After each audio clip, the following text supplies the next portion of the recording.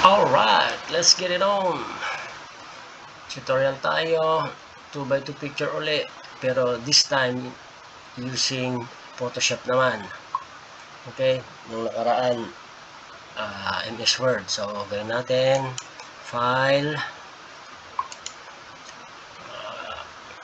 i-create tayo ng panibago. Okay, so international paper kasi A4 yung gagamitin sa photo paper. Yan. After that, i-place natin yung picture na gagawin natin 2x2.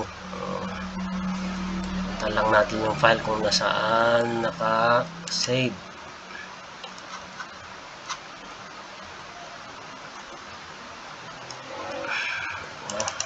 Model ulit natin si Mariam. Ayan, place lang. So, next step natin, Control T para ma-highlight yan. So, dito sa taas, sa width tsaka height, gawin natin 2 inches. 2 inches. Sa kabila, 2 inches din. Enter.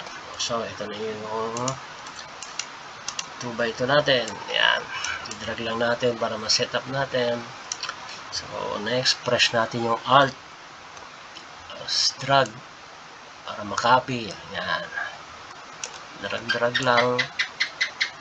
Iyon. Bahala na kayong gumawa kung ano yung ilan. 2x2 or 1x1. That's all. Thank you for watching.